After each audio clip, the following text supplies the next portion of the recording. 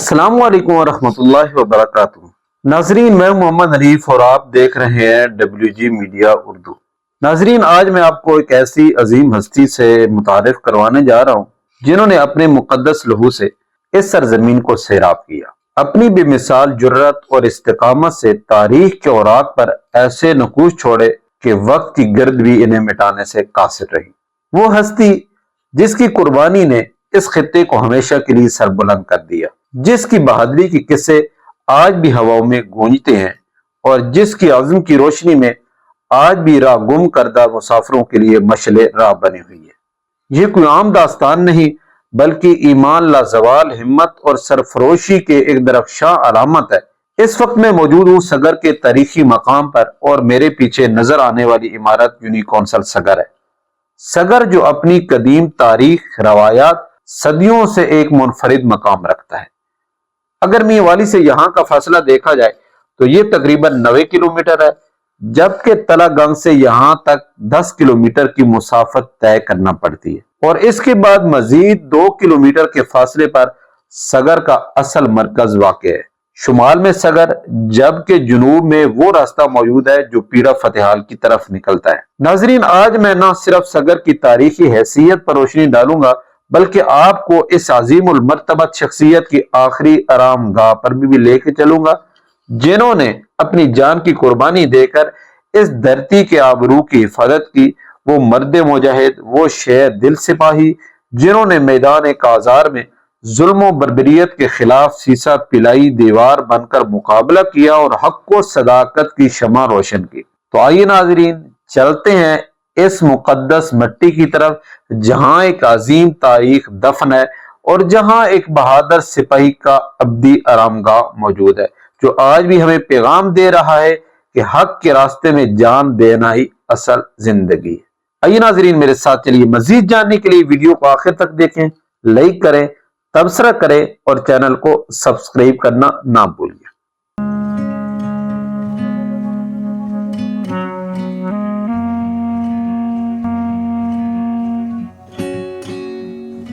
سگر کا قدیم قصبہ ہمیشہ سے اپنی تاریخی اہمیت اور مرکزی گزرگاہ کی بدولت نمایاں رہا ہے۔ ماضی میں یہی سڑک راولپنڈی کے علاقہ سے شروع ہو کر چکری سے گزرتی اور سیدھا کوٹ سارنگ تک پہنچتی تھی۔ کوٹ سارنگ اپنی تاریخی حیثیت اور مضبوط قلعے کی وجہ سے مشہور تھا، جہاں سکھوں نے اپنی طاقت کا مرکز قائم کر رکھا تھا۔ اسی قلعے پر احمد شاہ ابدالی اور بعد میں اورنگزیب عالمگیر نے فتح کا پرچم لہرایا، مگر یہ صرف ایک دفاعی قلعہ نہ تھا بلکہ تجارتی سرگرمیوں کا اہم مرکز بھی تھا، جہاں سے مختلف قافلے گزرتے، کاروبار پھلتا پھولتا اور مسافر شب بصری کے لیے رکتے۔ یہی راستہ سگر چوک تک پہنچتا، جہاں گنے ایک درخت کے سائے میں مسافر آرام کرتے اور تازہ دم ہوتے اور قریبی مسجد میں نماز ادا کرتے، جسے آج بھی ملکہ والی مسجد کے نام سے جانا جاتا ہے۔ اس مسجد کی تاریخ بھی بڑی نہایت دلچسپ ہے۔ تقریباً 350 سال قبل ایک بادشاہ کے حکم پر اس مسجد کی بنیاد رکھی گئی۔ روایت کے مطابق اس کی ہر اینٹ کے نیچے ایک اشرفی اس وقت رکھ دی گئی تھی جب وقت کے بے رحم ہاتھوں نے اسے زمین بوس کر دیا، تو انہی اشرفیوں کی مدد سے اسے انگریز دور میں دوبارہ تعمیر کیا گیا۔ آج جو شاندار مسجد ہم دیکھتے ہیں وہ اس تاریخی ورثے کا ایک مظہر ہے۔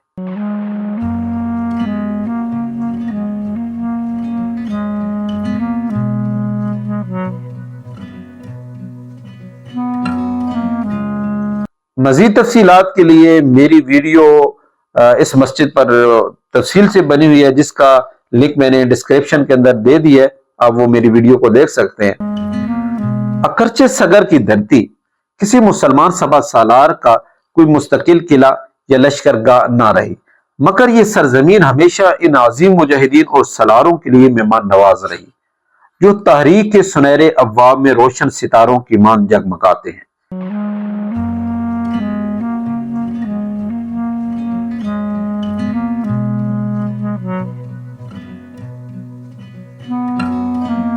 یہاں کی فضائیں ان کی آمد کی گواہ رہیں، یہاں کے در و دیوار ان کی عظمت کے نغمے گاتے ہیں اور یہاں کے راستے ان کے گھوڑوں کی ٹاپوں کی بعض گشت آج بھی سنبھالے ہوئی ہیں۔ सगर जमाना कदीम से बैन अवी तजारती रास्तों, बादशाहों के लश्करों और मुजाहिदीन की गुजरगाह रहा है। यहाँ से गुजरने वाला रास्ता ढेर मोड़ और लेटी से होता हुआ कोटशेरा की तरफ निकलता और बिलाखिर कलाबाग रोड से जा मिलता। ये न सिर्फ एक कदीम शहरा थी बल्कि सगर की तारीखी अहमियत का वाज़ेह सबूत भी थी।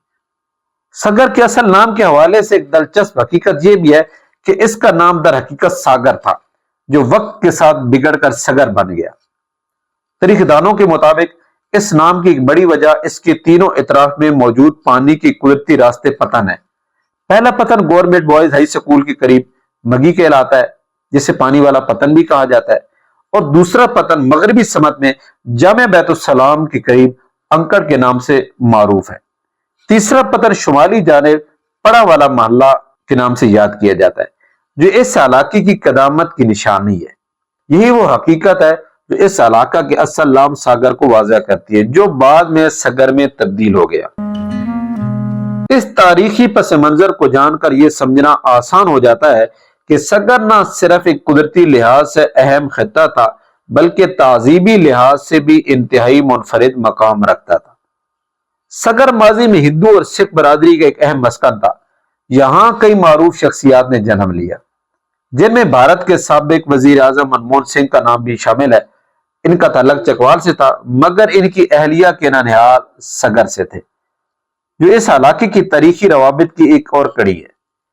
इसी तरह एक और नुमाया शख्सियत किसान सिंह, जो उर्फ आम में काशी सिंह कहलाते थे, सगर के रहायशी थे, और वो एक दयानतदार और नरम दिल इंसान थे, जो मुसलमानों की रवायात, इखलाक और किरदार से बेहद मुतासिर थे।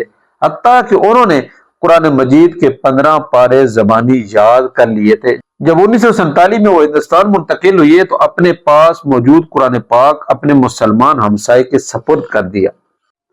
आज भी सगर में सांगा वाला नामी एक रकबा है जो काशी सिंह की मलकियत था। यह वाकया सगर के लोगों के दरमियान मोहब्बत और एहतराम की गवाही देता है, और ये बात जाहिर करता है कि यह इलाका हमेशा से फिरका वाराना, हम आहंगी और भाईचारे की मिसाल रहा है। मगर अफसोस कि आज ये कस्बा फिरका वरीयत के नरगे में आ चुका है, जिसने इसकी पुरानी शनाख्त को धुंधला दी है। इसके बावजूद यहाँ के बासियों की फितरी बुर्दबारी और अमन पसंदी ने इस सरजमीन को एक खास सकून और इस्तिकाम अता कर रखा है, जो हर आजमाइश के बावजूद बरकरार है।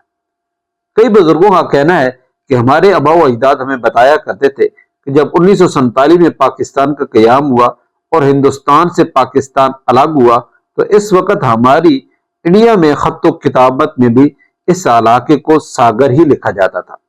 वक्त के साथ ये नाम बिगड़कर सगर बन गया, लेकिन तारीख में यह हमेशा सागर के तौर पर ही मौजूद रहा।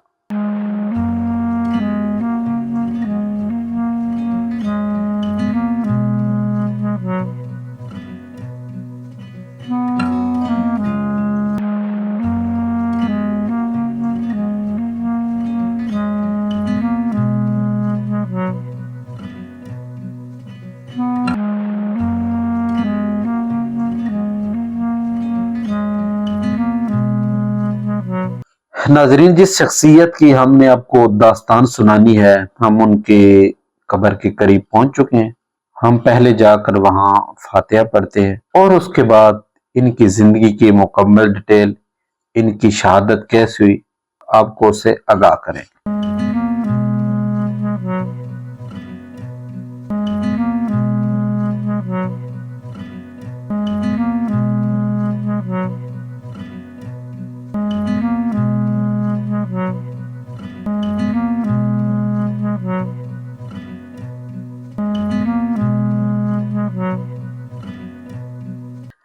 महाराजा रंजीत सिंह की हुकूमत थी और सिखों के जुल्म और सितम के सहे मुसलमानों पर मंडला रहे थे। मियाल का मकाम, जो सगर से 24 किलोमीटर के फासले पर वाक़या था, सिखों की मजबूत किले का मरकज था। जब सैयद अहमद शहीद बरेलवी और शाह इस्माइल शहीद ने सिखों के खिलाफ जिहाद का अलम बुलंद किया, तो बाबा शाह आलम ने भी इस तारीख का साथ दिया। वो अपनी तलवार के जोहर दिखाते हुए 24 किलोमीटर तक दुश्मन से बरसरे पहकार रहे। मियांवाली रोड के जुनूब किनारे पर एक जबरदस्त झड़प हुई, जिसमें बाबा शाह आलम शदीद जख्मी हुए और इनका एक बाजू शहीद हो गया।